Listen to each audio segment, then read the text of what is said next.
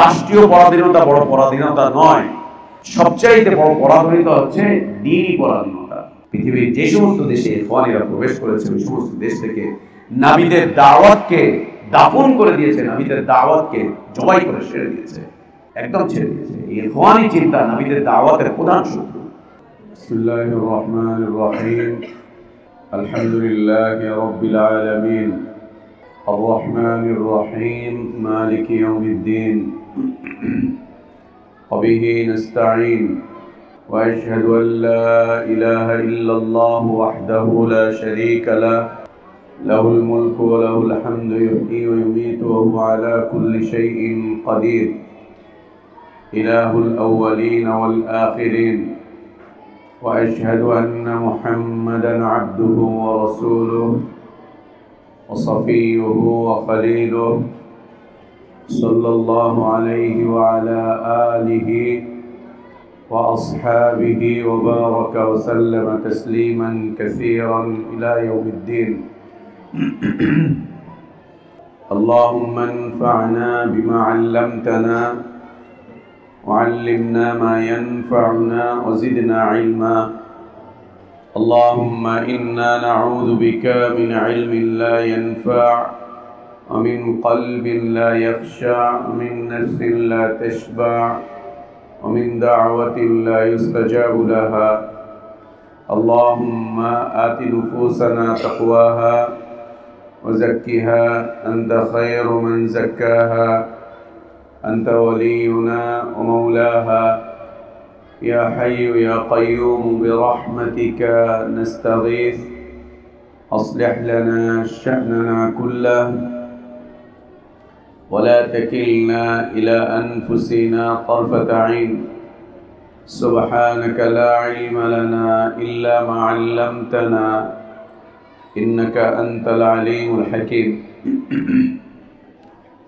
আলহামদুলিল্লাহ, আল্লাহ তাবারক ওয়া তাআলা অনেক প্রশংসা, আল্লাহ তাবারক ওয়া তাআলার অনেক শুকরিয়া, যিনি আমাদের হিদায়াতের জন্য কোরআনুল কারীম নাজিল করেছেন। কোরআনুল কারীমকে সকল প্রকার বক্রতা মুক্ত রেখেছেন। কোরআনুল কারীমে সকল প্রকার বাতিলের অনুপ্রবেশের দ্বারকে যিনি রুদ্ধ করে দিয়েছেন, যিনি কোরআন পড়া, কোরআন বোঝা, কোরআন অনুযায়ী জীবন যাপন করাকে সহজ সাবলীল করেছেন, সেই আল্লাহরই প্রশংসা, যিনি কোরআনুল কারীমের এই তালিমি মাজলিসে আমাদেরকে অংশগ্রহণ করার তৌফিক দান করেছেন। আলহামদুলিল্লাহ। সালাতু সালাম আমাদের প্রিয় নবী মুহাম্মদুর রাসূলুল্লাহ সাল্লাল্লাহু আলাইহি ওয়া আলিহি ওয়াসাল্লামের প্রতি। আল্লাহ সুবহানাহু ওয়া তাআলা যার কাছে কোরআনুল কারীম নাজিল করেছিলেন, যিনি কোরআন পড়তেন, পড়াতেন, বুঝতেন, বুঝাতেন, যিনি কোরআন অনুযায়ী জীবন যাপন করতেন, মানুষকে উদ্বুদ্ধ করেছেন, যার চরিত্র ছিল কোরআনুল কারীমের হুবহু বাস্তব রূপ, সেই রাসূলের প্রতি সালাতু সালাম। আল্লাহুম্মা সাল্লি আলা মুহাম্মদ ওয়া আলা আলি মুহাম্মদ كما صليت على إبراهيم وعلى آل إبراهيم إنك حميد مجيد. اللهم بارك على محمد وعلى آل محمد كما باركت على إبراهيم وعلى آل إبراهيم إنك حميد مجيد. الحمد لله, আমরা ইয়াউমুল খামিস বা বৃহস্পতিবারের মাগরিবের পরে এই মুবারক সময়ে কোরআনুল কারীমের সূরাতুন নিসা থেকে অধ্যয়ন করছিলাম। এই ধারাবাহিকতায় আমরা সূরাতুন নিসার 96 নম্বর আয়াত পর্যন্ত পড়ে এসেছি। আজকে 97, 98, 99 এবং 100 নম্বর আয়াত পর্যন্ত তিলাওয়াত করা হয়েছে। আল্লাহর কাছে আমরা চাইব, দোয়া করব, আল্লাহ যেন আমাদেরকে তাই বলা এবং শোনার তৌফিক দান করেন, যা বলা এবং শোনাটা আমাদের হিদায়াতের জন্য কল্যাণজনক হয়। ওই সমস্ত কথা বলা এবং শোনা থেকে আল্লাহ আমাদেরকে দূরে রাখেন, যা বলা এবং শোনাটা আমাদের দ্বীনের জন্য, ঈমানের জন্য, হিদায়াতের পথের ক্ষতিকর, তা থেকে আল্লাহ আমাদেরকে দূরে রাখেন। আমিন।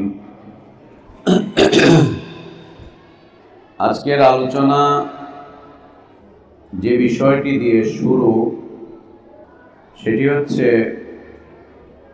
হিজরতের বিষয়বস্তু। হিজরত, যার শাব্দিক অর্থ হচ্ছে স্থানান্তরিত হওয়া, স্থান পরিবর্তন করা, বসবাসের স্থান, যে স্থানে মানুষ পরিবার পরিজন নিয়ে বসবাস করে,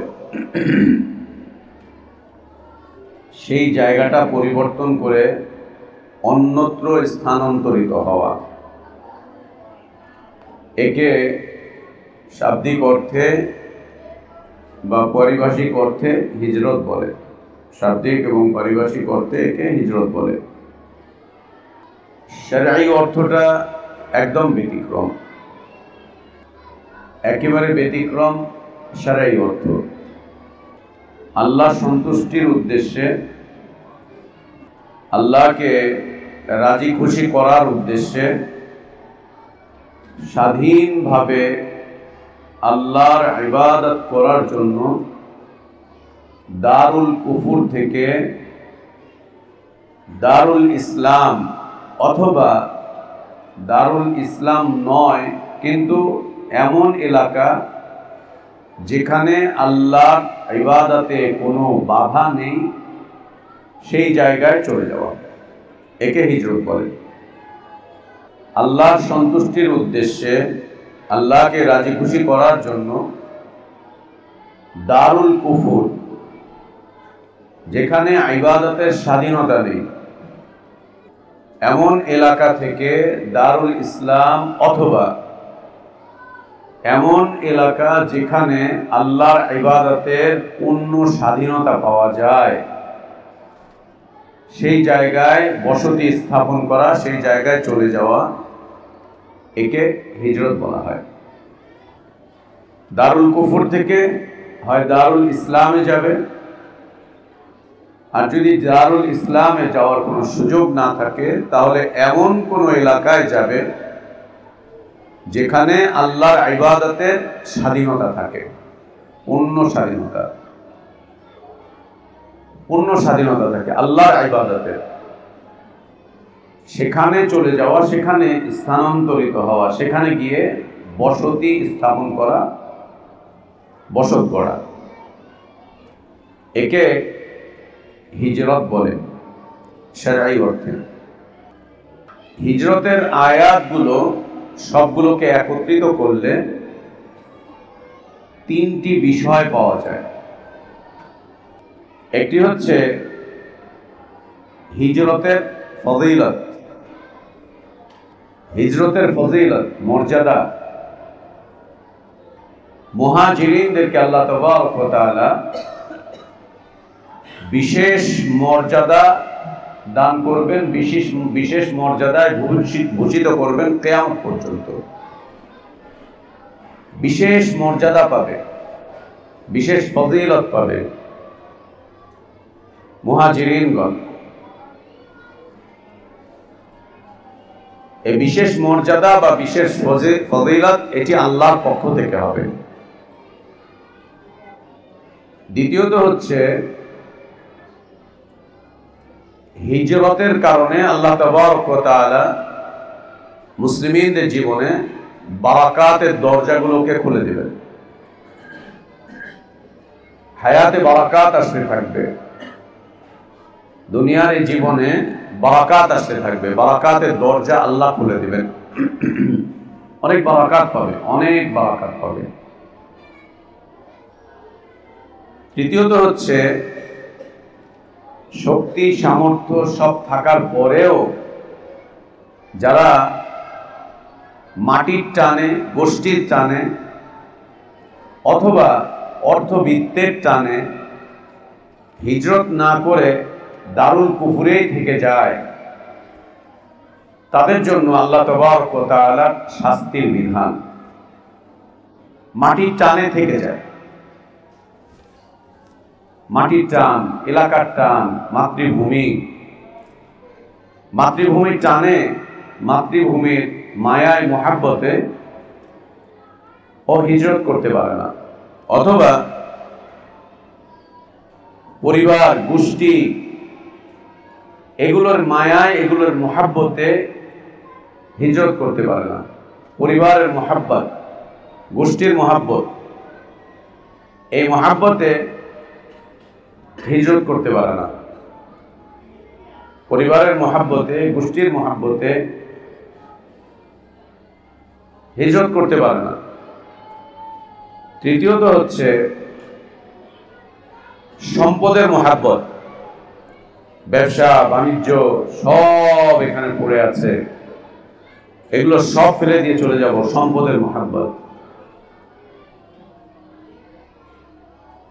এই তিনটির যে কোনো একটা কিছু থাকবে হিজরত না করার পিছনে। এই তিনটার যে কোনো একটা কিছু থাকবে হিজরত না করার পিছনে।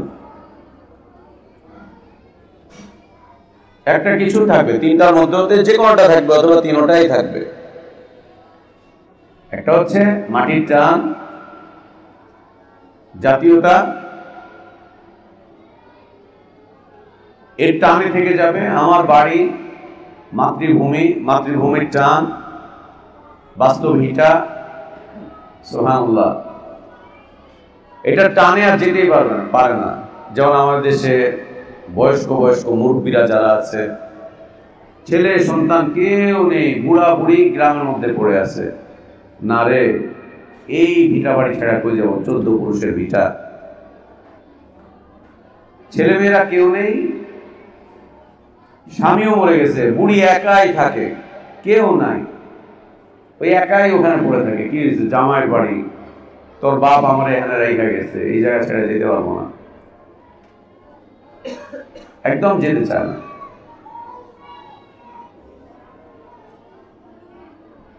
দ্বিতীয়ত হচ্ছে গোষ্ঠী, রক্ত সম্পর্কিত আত্মীয় স্বজন, এদের টানে যেতেই পারে না, যতই অত্যাচার নির্যাতন হোক যেতে পারে না এদেরকে ছেড়ে। তৃতীয়ত হচ্ছে পয়সাপাতি, সম্পদ, ব্যবসা বাণিজ্য সব জাকিয়ে বসে আছে, এগুলোকে ছেড়ে যাব কিভাবে? এগুলোর মায়ায় হিজরত করতে পারে না। হিজরত সংক্রান্ত আয়াতগুলো আমরা পড়লে এবং হাদিসগুলো পড়লে আমরা এই তিনটি বিষয় পাবো। একটি হচ্ছে হিজরতের ফজিলত, হিজরতের মর্যাদা, মুহাজিরিনদেরকে আল্লাহ তাবারক ওয়া তাআলা যে মর্যাদায় ভূষিত করার ওয়াদা করেছেন, অনেক মর্যাদা রয়েছে। দ্বিতীয়ত হচ্ছে মুহাজিরিনদের জীবনের বারাকাত। তৃতীয়ত হচ্ছে শক্তি সামর্থ্য সব থাকার পরেও হিজরত করতে না চাওয়া, হিজরত করতেই চায় না, শক্তি আছে, সামর্থ্য আছে, সব আছে, কিন্তু হিজরত করতে চাচ্ছে না। ওখানে থেকে ওর দিন নষ্ট হয় হোক, ঈমান নষ্ট হয় হোক, ওর ইসলাম বরবাদ হয় হোক, কিন্তু ও হিজরত করবে না, থেকেই যাবে। এরকম কিছু লোক ছিলেন। আব্দুল্লাহ ইবনে আব্বাস রাদিয়াল্লাহু আনহুমা তার বর্ণনায় মক্কাতে কিছু লোকজন থেকে গিয়েছিলেন, সাহাবীরা হিজরত করে চলে গেলেন, অতঃপর নবী সাল্লাল্লাহু আলাইহি ওয়াসাল্লাম হিজরত করলেন, তারপরেও কিছু সাহাবী হিজরত করলেন। এই করার পরেও কিছু সংখ্যক লোক এই মক্কাতে থেকেই গেলেন, সাহাবী মুসলিম থেকে গেলেন, নিজেদের ঈমানকে গোপন করে, ইসলামকে গোপন করে, ইসলাম প্রকাশ করতে পারছিলেন না। তো ইসলাম প্রকাশ যেহেতু করতে পারছো না, ইজ্জত করে চলে যাও যেখানে গিয়ে ইসলাম প্রকাশ করতে পারো। অন্তরে ঈমান আছে কিন্তু ইকরার করতে পারছে না, ইকরার করতে পারছে না। আর আমল তো নাই, যে ইকরার করতে পারবে না তার আমালুল বিল জাওয়ারিহ কোনোদিন দেখা যাবে না, কোনোদিন দেখা যাবে না। যেমন আমরাও আমাদের এখানে অনেক সহি আকীদার ভাইয়ের সন্ধান পাই না, ভাই ওনার আকীদা সহি আছে, আমলটা শুরু করে না। তাই নাকি? কেন করে না? সে এলাকার লোকজন জেনে যাবে উনি আহলে হাদিস হয়ে গেছে, তার মানে উনি জানায় না, না জানার কারণে ইবাদতও করতে পারে না, কিন্তু তার আকীদা সহি। ঘোড়ার ডিম, এটা সহি আকীদা না, এটা হচ্ছে ঘোড়ার ডিমের আকীদা। এটা কি কোন আকীদা বলে? কোন আকীদা বলে? ঘোড়ার ডিমের আকীদা বলে, ঘোড়ার ডিমের আকীদা বলে এটাকে। আকীদা লুকানো জায়েজ নাই, মানহাজ লুকানো জায়েজ নাই, বরং মানহাজ যত প্রকাশ করবে আল্লাহ তত ইজ্জত বৃদ্ধি করবেন, সম্মান তত বৃদ্ধি করবেন, মর্যাদা তত বৃদ্ধি করবেন। না, ওনার আকীদা অনেক সহি, কিন্তু পারিপার্শ্বিক কারণে উনি কিছু বলতে পারছেন না। কি পারিপার্শ্বিক কারণ? তুমি হিন্দু দেশে বসবাস করো, তুমি বৌদ্ধ দেশে বসবাস করো, না ইহুদি দেশে বসবাস করো, যে পারিপার্শ্বিক কারণে তুমি ইসলাম প্রকাশ করতে পারো না? কে তোমার নিষেধ করছে? পারিপার্শ্বিক কারণ না, স্বার্থবাদী। ওনার স্বার্থ নষ্ট হয়ে যাবে, ওনাকে মানুষ সুন্দর একটা নাম দেবে, কত বড় গাধা, ওকে মানুষ আহলে হাদিস বলবে, এই জন্য আমল প্রকাশ করেন। বেটা আহলে হাদিস, এটা কি খারাপ কোনো সম্মোশন, খারাপ কোনো সিফাতেই চায়? এটা তো আরো ভালো, এটা তো সম্মানের। ওকে সালাফি বলবে, গাধা যেন কোথাকার। তোর সালাফি বললে তো তোর সৌভাগ্য, বেটা তোকে সালাফি বলতেছে, তোমার তো সৌভাগ্য এটা যে তোমাকে সালাফি বলবে, তোমাকে আহলে হাদিস বলবে না, ওকে লামাজাবি বলবে, তো আরো ভালো। বেটা লামাজাবি মানে যা দেখতেছো এর থেকে তো তুমি পবিত্র। আর কি গয়রে মুকাল্লিদ বলবে, গয়রে মুকাল্লিদ বলবে, বলুক না গয়রে মুকাল্লিদ। সমস্যাটা কোথায়? মানহাজ কোনোদিন লুকাবো না, যত প্রতিকূল পরিবেশ আর পরিস্থিতি হোক, মানহাজ কোনোদিন লুকাবো না। মনে রাখবা, যদি কোনোদিন তুমি মানহাজ লুকাও, সামনে দিন আসবে এরকম তোমার জীবনে, যেদিন তুমি দিনের উপরে আর থাকতে পারবো না, আল্লাহ অসন্তুষ্ট হয়ে তোমার থেকে তোমার দিন উঠিয়ে দিবেন। এরকম মানহাজ লুকানো বেশ কিছু লোকজন আমি নিজেই দেখেছি। তার মধ্যে একজন লোক, আমি নাম নেব না, হয়তো তোমরা চিনে নিবা। এখন সে আহলে কোরআনদের নেতা হয়ে গেছে। ও হানাফিদের কাছে গেলে নিজেদের মানহাজ লুকাতো, বিদাতীদের কাছে গেলে নিজেদের মানহাজ লুকিয়ে রাখতো, লুকিয়ে রেখে ওদের সাথে ওদের মতো করে থাকতো। আজকে সে হাদিস অস্বীকারী, সুন্নাহ অস্বীকারীদের আলেম। সে মানহাজ লুকাতে লুকাতে ও শিয়াদের বাড়িতে গিয়ে ঘুমাতো, ও হাদিস অস্বীকারীদের বাড়িতে গিয়ে ঘুমাতো। ওদের সাথে থাকতে থাকতে একটা পর্যায়ে ও ওই রাস্তায় চলে গেছে। বিলকুল না, কোনোদিন না। তুমি যেটা পছন্দ করো, বিশ্বাস করো, যেটা তুমি মনে প্রাণে যেটাকে স্বীকৃতি দাও, ওটাকে তুমি একদম বাস্তবায়ন করে দেখাও, ওটাকে তুমি প্রকাশ করো। দুনিয়াতে যেখানেই থাকো নিজের মানহাজকে তুমি প্রকাশ করো। তুমি একটা হিন্দু পাবা না ওর মানহাজকে লুকায়। দেখছো নাকি আমাদের দেশে কোনো হিন্দুরা ওদের মানহাজকে লুকায় রাখছে? মূর্তি পূজা ওদের মানহাজ। যাকে ইচ্ছা তাকে দেবতা মনে করা, কুত্তাকে দেবতা মনে করে, বিলাইকে দেবতা মনে করে, ইঁদুরকে দেবতা মনে করে। কোনদিন দেখছো লুকাইতেছে ওরা? কোনদিন লুকায় না। গরু মুতে, আর ওই মুখ দিয়ে সকালবেলায় কুল্লি করে ব্রাশ করে। গরুর মুখ এইভাবে করে ধরে ধরে সকালবেলায় কুল্লি করে ব্রাশ করে, ওটা দিয়ে। ওর মানহাজ লুকায় না যে গরুর মুখ দিয়ে ও গোসল করে, গরুর মুখ দিয়ে ও পবিত্র হয়। গরুর পায়খানা গোবর এতখানি নেয় খেতে বসে, নিউটনের চাটনি হিসাবে একগাল ভাত খায় আর একটুখানি খায়, একগাল ভাত খায় আর গরুর গোবর খায়। ও লুকায় না বেটা। মদখোর তার মানহাজ লুকায়, চোর তার মানহাজ লুকাচ্ছে, বাটপার তার মানহাজ লুকায়। এই যারা রাজনীতি করতেছে, সমাজতন্ত্রের রাজনীতি, ধর্মনিরপেক্ষতার রাজনীতি, গণতন্ত্রের রাজনীতি, মানহাজ লুকাচ্ছে। প্রয়োজনে ইসলামের বিরোধিতা ও প্রকাশ্যে করে, একদম প্রকাশ্যে ইসলামের বিরোধিতা করে। কেন? ওর মানহাজ ওকে বলে ইসলামের বিরোধিতা করে তোর মানহাজকে তুই স্পষ্ট কর। এরা লুকায় না, তুমি লুকাও কেন? না, সব জায়গায় গিয়ে তো আর বুকে হাত বাঁধা যায় না। তো ঠিক আছে, কই আর হাত বাঁধবা? আব্দুল্লাহ জাহাঙ্গীর রহমতুল্লাহ বলতেন, মাথার উপরে হাত বাঁধলো। হায় হায় হায় হায়, মাথায় হাত বাঁধলো, এইভাবে বলতেন, হায় হায় মাথায় হাত বাঁধলো, মাথায় হাত বাঁধলো। হ্যাঁ, মাথায় দাও হাত। মানহাজ আবার মুসলিমরা মানহাজ লুকায় নাকি? মানহাজ লুকায় নাকি? কিছুই না, কি এইখানে যদি বলি তাহলে আত্মীয় স্বজন আমাকে না নিয়ে নানান মন্তব্য করবে।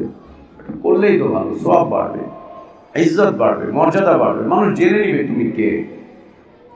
2-4 দিন পরে দেখবা আল্লাহ সুবহানাহু ওয়া তাআলা তোমাকে কোথায় নিয়ে যাচ্ছেন। এর ক্ষতি অনেক, অনেক ক্ষতি, এটা অনেক ক্ষতি আসবে, অনেক বেশি। কোনোদিন মানহাজ লুকাবো না আমরা, ইনশাআল্লাহ। যেখানেই যাবা, যেটা বিশ্বাস করো এটা প্রচার করবা, এটা বলবা, এটা আমল করবা। যেখানেই যাবা, তুমি নবী সাল্লাল্লাহু আলাইহি ওয়াসাল্লাম বিশুদ্ধ সুন্নাহ মানো, এটা তোমার প্রকাশ করতে অসুবিধা কি? তুমি আল্লাহর সাথে শিরক করো না, এটা প্রকাশ করতে অসুবিধা কি? তুমি হুজুর বুজুর্গ পীর মুর্শিদের দিন মানো না, এটা প্রকাশ করবা না তুমি? তুমি কবর পূজারীদের ধর্ম মানো না, এটা প্রকাশ করবা না তুমি? আজীব কথা, ও প্রকাশ করতেছে, তুমি কেন প্রকাশ করো না? ও প্রকাশ করতেছে, তুমি কেন প্রকাশ করবা না? তুমি তোমার জবান দিয়ে প্রকাশ করবা, আমলের মাধ্যম দিয়ে প্রকাশ করবা, আমলের মাধ্যম দিয়ে। কিছু কিছু আলেম ওলামা আমাদের ভাই ব্রাদারদেরকে পরামর্শ দিয়ে দেন, যে এলাকায় যেমন ওই এলাকায় গিয়ে ওদের সাথে মিলেমিশে দাওয়াতি কাজ করবেন। কিসের মিলেমিশে দাওয়াতি কাজ করবেন? কিসের মিলেমিশে দাওয়াতি কাজ করবে? কার সাথে মিলেমিশে দাওয়াতি কাজ করবে? কবর পূজারীদের সাথে, ব্রেলভীদের সাথে, ফালতু দেওবন্দীদের সাথে, এদের সাথে মিলেমিশে দাওয়াতি কাজ করে নাকি? না, আপনি সবার প্রথমে গিয়ে সব প্রকাশ করে ফেললে আপনার থেকে আর কেউ তাওহীদের কথা শুনবে না। না শুনুক, তাহলে কি হয়েছে? আমার থেকে শুনতে হবে এটা জরুরি নাকি? আমার থেকে শুনতে হবে জরুরি নাকি? আমাকে আমার আমল সঠিক রাখতে হবে, আমার মানহাজ আমাকে সঠিক রাখতে হবে, সালিম রাখতে হবে। আমাকে আমার মানহাজের উপরে অটল অবিচল থাকতে হবে, অটল অবিচল থাকতে হবে। সুবহানাল্লাহ। এবং এগুলো না একদম যেতেই চায় না। এই যে যুক্তির এই কথা, আল্লাহ রহম করেন, আমাদের একজন সাবেক ছাত্র, অল্প কিছুদিন মাদ্রাসায় আমরা ওকে পরীক্ষামূলক 2-3টা ক্লাসও দিয়ে রেখেছিলাম। খুব ভালো আরবি নাম তরফ জানে, আর কিছু বললাম না, খুব ভালো জানে। ওর এলাকায় গেলে ওর ভাই একটা লেখাপড়া কিচ্ছু জানে না, ওর ভাই ওকে বলতো, কি রে তুই সুন্নাত মানিস না কেন, সুন্নাহ অনুযায়ী সালাত পড়িস না কেন? ওর ভাই ও যুক্তি দিয়ে বুঝাইতো, আমি যদি এখন সুন্নাত মানি, এই যে আমাদের এলাকার লোকজন কবর মাজার পূজা করে, ওরা আমার থেকে আর হাদিস শিখতে আসবে না, আমার থেকে আর আমল নিতে আসবে না। এই জন্য আমি এলাকায় এসে এদের মতো করে চলে ফিরে ওদের সাথে আমি দাওয়াতি কাজ করি। বৃহত্তর দাওয়াতের স্বার্থে আমি সুন্নাতটাকে প্রকাশ্যে করি না, গোপনে আমি সুন্নাত করি, গোপনে সুন্নাত মানি। আজীব কথা। ওর ভাই আমার কাছে নালিশ দিল যে ভাইয়া ও তো এই অবস্থা করে, তখন ছাত্র। ডেকে আনলাম, জিজ্ঞাসাবাদ করলাম, এই নানান ফন্দি ফিকির একটা পর্যায়ে ভালোভাবে বুঝালাম। বলে হ্যাঁ বুঝছি ভাইয়া, ঠিক আছে, এখন থেকে আর করবো না।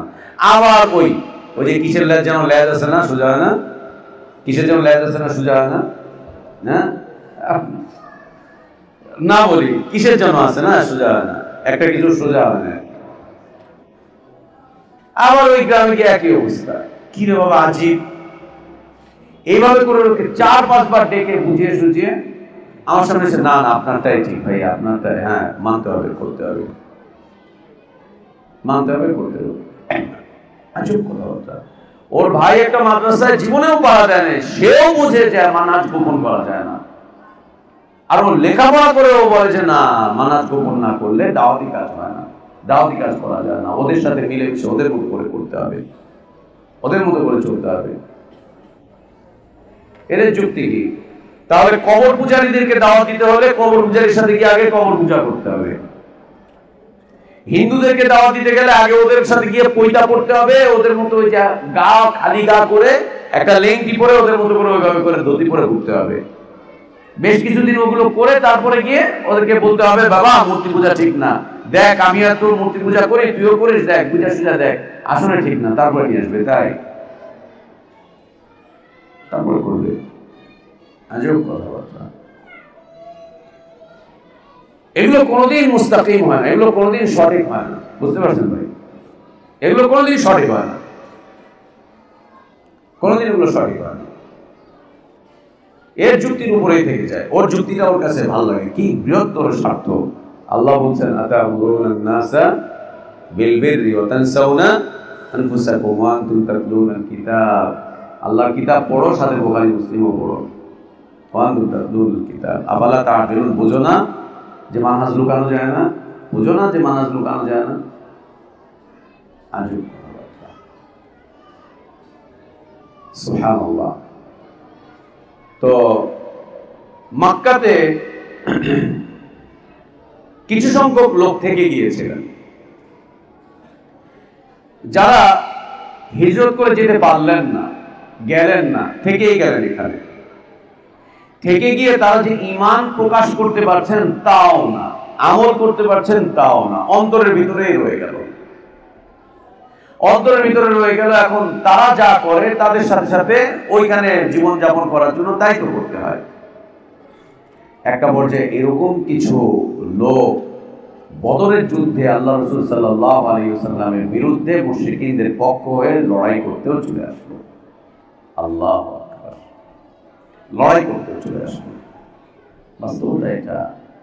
তুমি যাদের সাথে মিলেমিশে থাকবা তাদের সাথে থেকে তোমাকে তোমার মুসলিম ভাইদের বিরুদ্ধে লড়াই করতেই হবে, কিছুই করার নেই, কারণ তুমি তো গোপন করে রাখছো। এখনো বিভিন্ন কাফের দেশগুলোতে, আমেরিকাতে, ফ্রান্সে, অন্যান্য কাফের দেশগুলোতে সেনাবাহিনীতে অনেক মুসলিমরা চাকরি করে। সেনাবাহিনী, নৌবাহিনী, বিমান বাহিনীতে অনেক মুসলিমরা চাকরি করে। চাকরির খাতিরে, চাকরির সুবাদে ও ইরাকে গিয়ে মুসলিমদের বুক ঝাঁঝরা করছে, ও সিরিয়াতে মুসলিমদের বাড়িঘরের উপরে বোমা ফেলছে, মুসলিম হয়ে মুসলিম এলাকাকে ধ্বংস করে দিচ্ছে, শেষ করে দিচ্ছে। চাকরির সুবাদে থাকে ওই দেশে, ওই দেশের নাগরিক, ওই দেশের চাল ডাল খায়, ওই দেশের খাবার দাবার খায়, ওই দেশের সব সুযোগ সুবিধা বহন করে, ভোগ করে, ওদের থেকে বেতন নেয়, বেতনের সুবিধায় বেতনের কারণে, চাকরির কারণে ওদেরকে পাঠাচ্ছে মুসলিম দেশগুলোতে যুদ্ধে। ওদের সরকার গিয়ে মুসলিমদের বিরুদ্ধে ওরা লড়াই করে মুসলিম জনপদকে ধ্বংস করে শেষ করে দিচ্ছে। কত শত শত মুসলিম হত্যার রক্ত ওদের হাতে লেগে আছে। কেন? মানহাজ প্রকাশ করেনি, ও বলেনি আমি মুসলিম, অন্যায় হত্যাকাণ্ড জায়েজ নাই, কোন মুসলিমের উপরে রক্তপাত করাও আমার জন্য জায়েজ নেই, এগুলো করা যাবে না, আমি এটা করতে পারবো না। অনেক জাতিসংঘের বাহিনীতে অনেক মুসলিমরা আছে, বিভিন্ন কাফের দেশের সেনাবাহিনীতে, তাদের এই বাহিনীগুলোতে অনেক মুসলিমরা আছে, যারা অন্য মুসলিমদেরকে নিধন করছে, হত্যাযজ্ঞ চালাচ্ছে। আল্লাহু আকবার। মক্কাতে যারা থেকে গিয়েছিলেন তারা প্রকাশ করতে পারছেন না, আমলও করতে পারছেন না, আর মাটির টানে হোক, অর্থের টানে হোক, অথবা জাতীয়তার টানে, এই টানে হোক, যে কোনো কারণেই তারা হিজরত করে আসতে পারছেন না, রয়ে গেলেন ওখানে। রয়ে যাওয়ার কারণে এরা কাফেরদের সাথে মিলে মিশে জীবন যাপন করছে, ওদের সব সুযোগ সুবিধা, নাগরিকটা সব বহন করছে, ভোগ করছে। তো ইসলাম এবং মুসলিমদের বিরুদ্ধে যখন মক্কার মুশরিকরা কোনো কর্মসূচি পালন করত, তখন তারাও তাদের সাথে অংশগ্রহণ করে কাফেরদের দলকে ভারী করত, কাফেরদের দলকে ভারী করত। এই যে অমুসলিম দেশ, কাফের দেশগুলোতে যে মুসলিমদেরকে নাগরিকত্ব দিচ্ছে, ভিসা দিয়ে নিয়ে যাচ্ছে, ওদের দেশে জনসংখ্যা বাড়াচ্ছে, এমনি এমনি না, দীর্ঘমেয়াদী পরিকল্পনা, এগুলো অনেক দীর্ঘমেয়াদী পরিকল্পনা। খাঁটি মুসলিমদের সাথে যুদ্ধ করার মতো শক্তি সামর্থ্য এই কাফেরদের নাই বর্তমান সময়ের কাফেরদের। আবার এরপরে আবার ওরা জন্ম নিয়ন্ত্রণ করতে করতে করতে করতে ওদের দেশ নাগরিক শূন্য হয়ে গিয়েছে, ওদের দেশ নাগরিক শূন্য হয়ে গেছে, মানুষ নাই ওদের নিজস্ব, নিজস্ব লোকজন নাই, নিজস্ব মানুষ নাই। জন্ম নিয়ন্ত্রণ করতে করতে, জেনা ব্যভিচার করতে করতে, বিয়ে শাদী অস্বীকার করতে করতে ওদের নাগরিক কমে গিয়েছে, একদম নাগরিক নাই বললেই চলে ওদের। এখন নাগরিক বাড়াতে হবে, দেশকে ঠেকাতে হবে, দেশকে রক্ষা করতে হবে। দেশ রক্ষা করবে, নাগরিক বাড়াবে, লোকজন বাড়াবে, সামনে ভবিষ্যতে মুসলিমদের বিরুদ্ধে যুদ্ধ করবে, দীর্ঘমেয়াদী লম্বা পরিকল্পনা এই করে মুসলিম দেশগুলো থেকে লোকজনদেরকে নিয়ে যাচ্ছে, স্কলারশিপ দিয়ে নিয়ে যাচ্ছে, বসবাসের জন্য নিয়ে যাচ্ছে, চাকরির জন্য নিয়ে যাচ্ছে, নিয়ে যে ওখানে বসবাস করাচ্ছে, সব সুযোগ সুবিধা দিচ্ছে, এই করছে সেই করছে। এদেরকে দিয়েই অথবা এদের ভবিষ্যৎ প্রজন্মকে দিয়েই ওরা সামনের দিনে রাজত্ব করবে, মুসলিমদের বিরুদ্ধে লড়াই করবে। হ্যাঁ, বাস্তবতা এগুলো, বাস্তবতা এগুলো, বাস্তবতা। 2014 সালে হজে গিয়ে আমেরিকার এক মেরিন অফিসারের সাথে দেখা, বড় অফিসার, বাঙালি, জন্মগত বাঙালি, ওখানে থাকে, তার বাবা ওখানকার অফিসার ছিল, সেখানে আছে। হজে একসাথে ছিলাম মিনাতে, আরাফাতে, আর মক্কাতে যে হোটেলে উঠছিলাম ওই হোটেলে সে উঠছিল। তো সে বলছিল যে ভাই আমার এই হাত আফগান মুসলিমদের হাতে, মুসলিমদের রক্তে রঞ্জিত, সিরিয়ার মুসলিমদের রক্তে আমার এই হাত রঞ্জিত, আল্লাহকে আমাকে মাফ করবেন। কেন? বলছে বাধ্য হয়েছি চাকরির সুবাদে ওইখানে গিয়ে যুদ্ধ করতে। আমি একজন মুসলিম হয়েও আমি যুদ্ধে গেছি, মুসলিমদের বিরুদ্ধে লড়াই করছি। আপনি বলেন নাই আপনি মুসলিম, আপনি বলেন নাই যে এটা করতে পারবো না, আপনি বলেন নাই এটা না, এটা না। অস্বীকার করার কোনো সুযোগ নেই, কারণ আমাকে ভাতা দিচ্ছে, সব দিচ্ছে, সব সুযোগ সুবিধা দিচ্ছে, আমি যুদ্ধে যাব না, এটা হতেই পারে না, এটা হতেই পারে না, আমাকে মেরে ফেলবে। বাস্তবতা, এটা বাস্তবতা।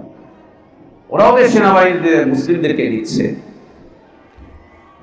আর সারা দুনিয়াতে মুসলিমদের বিরুদ্ধে যে ওরা সেনাবাহিনী পাঠায়, ওখানে মুসলিমদেরকে পাঠায়,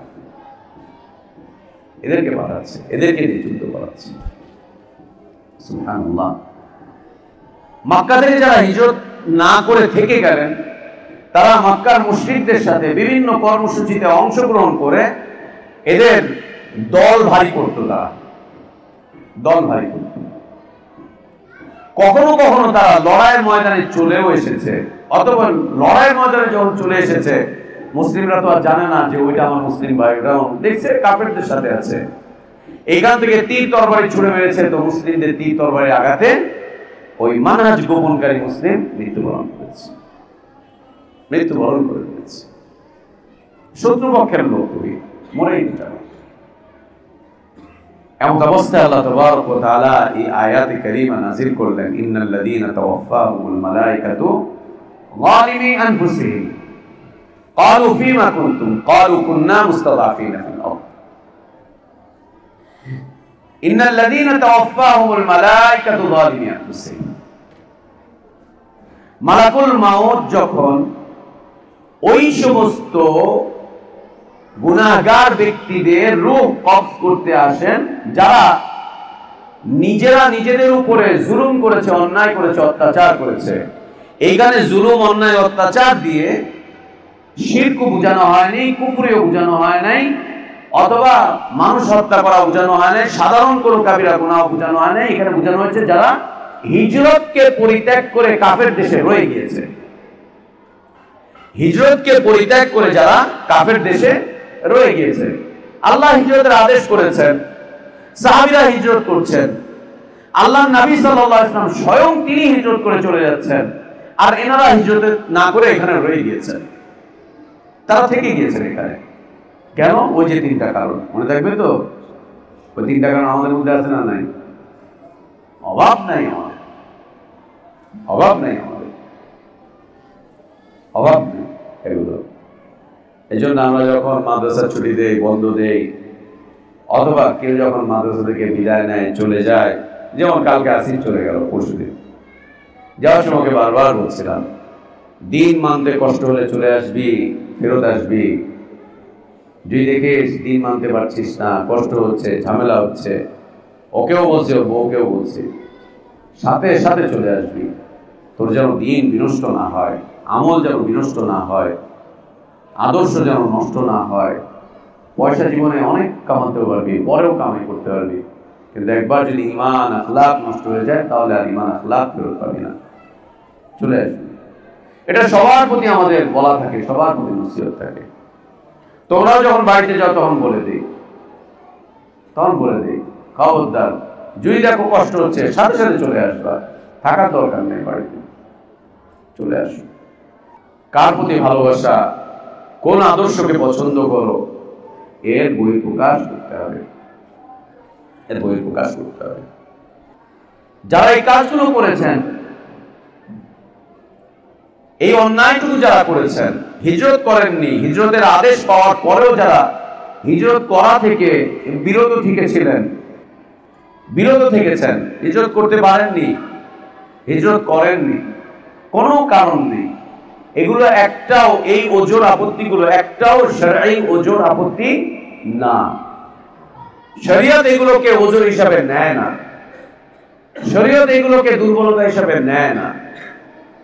এটা শরঈ কোনো ওজোর নয়, শরঈ কোনো বিষয়বস্তু এটা নয়, এটা শরীয়ত না। এই সমস্ত কোনো ওজোর, তোমার অর্থবিত্ত, তোমার সব কিছু শেষ হয়ে যাবে, যাক না।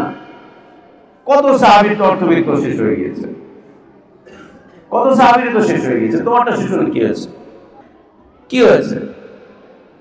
মাটির টান, বাড়িঘরের টান, তার কি কারো বাড়িঘর নাই? সবাই চলে যেতে পারলো, তুমি মাটি কামড়ে ওখানে থেকে গেলা। গোষ্ঠীর টান, কে গোষ্ঠী ছাড়া মানুষ দুনিয়াতে? সবাই তো গোষ্ঠী আছে, গোষ্ঠী ছাড়া কে আছে? কেন করতে হবে? এটা না করে তারা থেকে গেলেন। এই যারা থেকে গেলেন, আল্লাহ তাবারক ওয়া তাআলা বলছেন, তারা নিজেরা নিজেদের উপরে জুলুম করেছে, অন্যায় করেছে, অত্যাচার করেছে নিজেদের উপরে। ক্বালু ফীমা কুনতুম ক্বালু কুননা মুস্তাদাফিনা ফিল আরদ। কোথায় থেকে মরেছো, কোথায় বসবাস করেছো, কাদের সাথে জীবন যাপন করেছো? এটা একটা প্রশ্ন, এটা একটা প্রশ্ন, এটা একটা প্রশ্ন। সালাফগণ তাদের ছাত্রদেরকে, পরিচিতদেরকে জিজ্ঞেস করতেন, মান তুসাহিবুক, তোমার সাথীকে বলো তো, তোমার সাথীকে। আমাদের দেশে এখন মাদ্রাসাগুলোতে নেই। আমরা যখন ছোটবেলায় পড়তাম, তখন উস্তাদরা আমাদেরকে একজনের সাথে আরেকজনের সাথী বানিয়ে দিতেন, নেক একটা ছাত্রের সাথে আর একটা ছাত্রের সাথী বানিয়ে দিতেন। খারাপের সাথে ভালোকে মিশাতেন না, ভালোর সাথে খারাপটাকে দিতেন, দুইটা আলাদা। কিন্তু একটা ভালো ছাত্রের সাথে একটা খারাপ ছাত্রকে মিললে ও ভালো হয়ে যাবে, আর একটা খারাপের কাছে যদি একটা ভালো যায়, তখন ভালোটা কি হবে? খারাপ হয়ে যাবে, পচে যাবে। অনেক খারাপের মধ্যে একটা ভালো, এটা ভালো থাকতে পারে না। অনেক ভালোর মধ্যে একটা খারাপ, এটা ভালো হয়ে যেতে পারে। এই জন্য সাথী নির্বাচন করো, কার সাথে চলবা, কার সাথে জীবন যাপন করবা, কার সাথে দিনী জীবন পার করবা। মান তুসাহিবুক, তোমার সাথীকে, তোমার বন্ধুকে, কার সাথে চলাফেরা করো, কার সাথে মনের কথা আদান প্রদান করো, কার সাথে?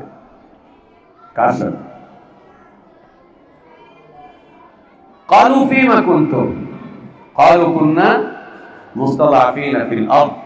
আমরা জমিনে কি ছিলাম? একদম দুর্বল ছিলাম, ঈমান প্রকাশ করতে পারি নাই ভাই, মায়ের ভয়। এলাকা ছেড়েও যেতে পারি নাই ভাই। কেন যেতে পারো না? আলাম তাকুন আরদুল্লাহি ওয়াসিআতান ফাতুহাজিরু ফিহা, আলাম তাকুন আরদুল্লাহি ওয়াসিআতান ফাতুহাজিরু ফিহা। আল্লাহর জমিন কি ছোট নাকি বেটা? তোর ওই গ্রামটাই আল্লাহর জমিন, তোর ওই গ্রামের বাইরে আল্লাহর জমিন নাই? তোমার ওই শহরের বাইরে কি আল্লাহর আর কোনো জমিন নাই? তোমার ওই বিভাগের বাইরে কি আর কোনো এলাকা নাই? তোমার এই বিভাগটাই পুরো দুনিয়া?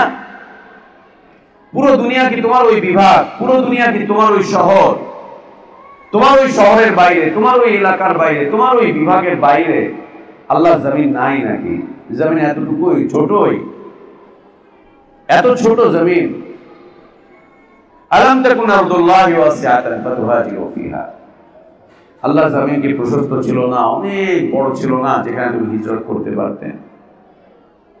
যেখানে হিজরত করতে পারতে, নিজের এলাকা ছেড়ে দিয়ে আরেক এলাকায় যেতে, ওইখান থেকে আরেক জায়গায় যেতে, ওইখান থেকে আরেক জায়গায় যেতে, ওইখান থেকে আরেক জায়গায় যেতে। আল্লাহু আকবার। গত শতাব্দীর শ্রেষ্ঠ মুজাদ্দিদ মুহাম্মদ বিন আব্দুল ওয়াহ্হাব রাহমাতুল্লাহি আলাইহি হিজরতের পর হিজরত, এই এলাকা থেকে ওই এলাকা, ওই এলাকা থেকে এলাকা, সুবহানাল্লাহ 11 বার তিনি তার অবস্থান পরিবর্তন করেছেন। কোথাও গিয়ে স্বস্তিতে থাকতে পারেননি। অতঃপর আল্লাহ তাবারক ওয়া তাআলা ইজ্জতের জীবন দিলেন তাকে। হিজরতের বদৌলতে আজকে বিশাল সৌদি আরব। এই লোকের হিজরতের বদৌলতে, তার সাথে তার কিছু ছাত্রের হিজরতের বদৌলতে, বিশাল দাওয়াতি প্রোগ্রামের বদৌলতে আজকে বিশাল সৌদি আরব। বর্তমান সৌদি আরবের নাগরিকরা এটা ভুলেই যাচ্ছে। শিক্ষার মধ্যে সমস্যা ঢোকার কারণে এটা এখন ভুলেই যাচ্ছে, এটা ভুলেই যাচ্ছে। গত বেশ কিছুদিন আগ পর্যন্ত সিলেবাসে মুহাম্মদ বিন আব্দুল ওয়াহ্হাব রাহমাতুল্লাহির দাওয়াতি কর্মকাণ্ড এগুলো সব ছিল সৌদি আরবের ইতিহাসে। এগুলো সব আস্তে আস্তে উঠিয়ে দিয়ে রাজা বাদশাদের ইতিহাস ঢুকিয়ে দেওয়া হয়েছে। রাজাদের ইতিহাস, বাদশাদের ইতিহাস ওগুলো ঢুকিয়ে দেওয়া হয়েছে। মামলাকার ইতিহাস তুলে ধরা হয়েছে। মনে রাখতে হবে, প্রত্যেকটা দেশের ইতিহাস যে যখন ক্ষমতায় আসে সে তখন তার মতো করে ইতিহাস রচনা করে। বাংলাদেশের মতো ছোট্ট একটা দেশে স্বাধীনতার ইতিহাস যে কতবার পরিবর্তন হইল, যেই আসে সেই ইতিহাস পরিবর্তন করে, সেই পরিবর্তন করে। যেই ক্ষমতায় আসবে সেই এসে তার মতো করে ইতিহাস রচনা করে। এখন যারা ক্ষমতায় আছে এরাও বলতেছে বাংলাদেশ স্বাধীনতার ইতিহাস আবার লিখতে হবে, পুনর্লেখন, পুনর্মুদ্রণ। এখান থেকে অনেককে বাদ দিতে হবে। আগে যারা ছিল তারা অনেককে বাদ দিছে, তার মতের বাইরে যারা আছে তাদের বাদ দিছে, তার আগে যারা ছিল তার মতের বাইরে যারা আছে তাদের বাদ দিছে, সবাই বাদ দিচ্ছে। যে যার মতো করে ইতিহাস লেখে। এই ইতিহাস যখন লেখে তখন ইতিহাসের পর্দার পিছনে অনেককে মানুষ জুলুম করে, অন্যায় করে তাদেরকে সরিয়ে দেয়, পিছনে হটিয়ে দেয়, পিছনে সরিয়ে দেয়, সরিয়ে দেয়। হিজরতের আল্লাহ তাবারক ওয়া তাআলা অনেক ফায়দা রেখেছেন, অনেক ফায়দা রেখেছেন, অনেক বারাকাত রেখেছেন। আলাম তাকুন আরদুল্লাহি ওয়াসিআতান ফাতুহাজিরু ফিহা ফাউলাইকা মাওয়াহুম জাহান্নাম ওয়াসাআত মাসীরা। ফাউলাইকা মাওয়াহুম জাহান্নাম ওয়াসাআত মাসীরা। এই অবস্থায় থেকে তারা নিজেরা নিজেদের অবস্থানকে গোপন করে রেখে, নিজেরা নিজেদের অবস্থানকে ত্রুটিপূর্ণ রেখে, নিজেরা নিজেদের অবস্থানকে অস্পষ্ট করে রেখে তারা কাফেরদের সাথী সঙ্গী হয়ে তাদের দলকে ভারী করে ফেলল। তাদের সাথী সঙ্গী হয়ে তারা তাদের সাথে লড়াই করতে গেল। অতঃপর তারা আক্রমণের শিকার হয়ে মৃত্যুবরণ করলো। আর বলছে যে আমরা মুস্তাদাফিনা ফিল আরদ, মুস্তাদাফিনা ফিল আরদ। এ হচ্ছে শক্তি সামর্থ্য সব থাকার পরেও হিজরত করে চলে না যাওয়া। আর এখন হিজরত করবে কি? কাফের দেশ থেকে হিজরত করবে কি? ওই দেশের মুসলিমরা হিজরত করে যে মুসলিম দেশে আসবে, আমাদের বর্তমান সময়ে যে কাফের দেশগুলোতে যে সমস্ত কাফেররা ইসলাম কবুল করে ইসলামের পথে আসছে, তারা হিজরত করে মুসলিম দেশে আসবে কোথা থেকে? ওরা দেখতেছে হায় হায় মুসলিম দেশগুলো থেকেই তো আমাদের দেশে আসতেছে, মুসলিম দেশগুলো থেকেই তো আমাদের দেশে আসতেছে। ইউরোপ আমেরিকা এখন হু করে আরবরা ঢুকতেছে, আরবরা ঢুকতেছে। আরবরা ঢোকার যে বাতাস খুব ঢুকতেছে। আমেরিকাতে গেলে, কানাডাতে গেলে, জার্মানিতে গেলে, অস্ট্রেলিয়াতে গেলে প্রচুর আরব, প্রচুর আরব। কেন ওই দেশে গেছে? এমনকি সৌদি আরবের লোকজন, মক্কা এলাকার জনগণ, মদিনা এলাকার লোকজন হু করে ইউরোপে যাচ্ছে। কেন যাচ্ছে ইউরোপে? কি জন্য যাচ্ছে? ওইখানে গিয়ে বসবাস করছে, ওখানে গিয়ে থাকতেছে, ওইখানে লেখাপড়া করার উদ্দেশ্যে যাচ্ছে, আর ফিরে আসতেছে না, ওইখানেই থেকে যাচ্ছে। আর ওদেরকে ওরা সব ধরনের সুযোগ সুবিধা দিয়ে রেখেছে, সব ধরনের আজীব আজীব সব ফরেন পলিসি, আজীব আজীব। এই সমস্ত কাফের দেশগুলোতে আরবদের ব্যাপারে একদম পুরোপুরি ছাড় দিয়ে রাখছে, একদম ছাড়।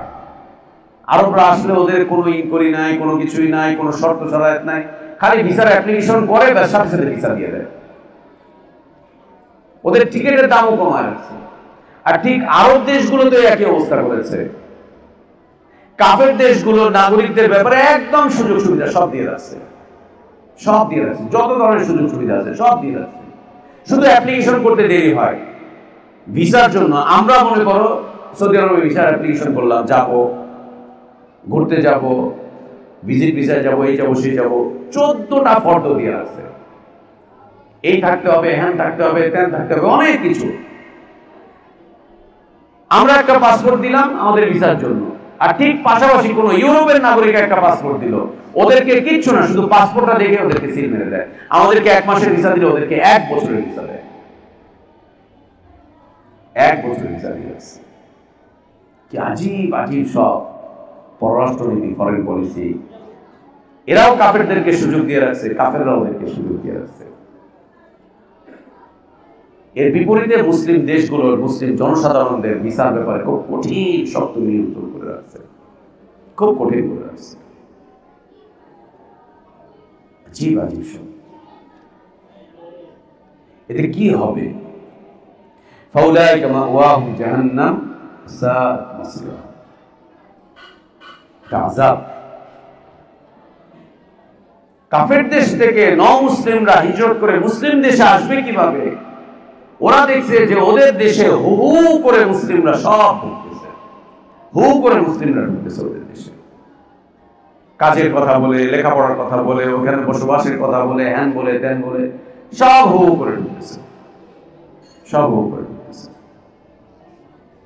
এই জন্য ওরা আর ফিরত আসে না, ওরা ওখানেই থেকে যায়, ওরা ওখানেই থেকে যায়। হিজরতের শক্তি, সামর্থ্য, সুযোগ সুবিধা সব থাকার পরেও যে ব্যক্তি দারুল কুফর থেকে হিজরত করবে না, তার জন্য আল্লাহ তাবারক ওয়া তাআলা শাস্তি রেখে দিয়েছেন। ফাউলাইকা মাওয়াহুম জাহান্নাম ওয়া সাআত মাসীরা ইল্লাল মুস্তাযআফিনা মিনার রিজালি ওয়ান নিসাই ওয়াল বিলদান লা ইসতাতিউনা হিলাতান ওয়া লা ইয়াহতাদুনা সাবিলা। তবে সেই সমস্ত সত্যিকার অর্থে মুস্তাযআফিন, ওই সমস্ত দাঈফ মানুষগুলো পুরুষদের মধ্যে হতে বুড়ো হয়ে গিয়েছে, চলার সামর্থ্য নাই, কেউ তাকে নিয়ে যাওয়ার নাই, চলার সামর্থ্য নাই, কেউ তাকে নিয়ে যাওয়ার নাই, অথবা অসুস্থ হয়ে পড়ে আছে, প্যারালাইজ হয়ে গিয়েছে, যেতে পারবে না, কিছুই করতে পারবে না। পুরুষদের মধ্যে হতে একদম সত্যি সত্যি দুর্বল, তার যে দুর্বলতা শরীয়ত সমর্থন করে। আর সেই সমস্ত নারী যারা একাকী হিজরত করার শক্তি রাখে না, সামর্থ্য রাখে না, একা যে বের হয়ে চলে যাবে হিজরত করতে, রাস্তার মধ্যে ওকে লাঞ্ছিত করা হতে পারে, অপমানিত করা হতে পারে, অপদস্থ করা হতে পারে রাস্তার মধ্যে। ও কি করবে? ওর শক্তি নেই, সামর্থ্য নেই, অতএব রয়ে গেছে।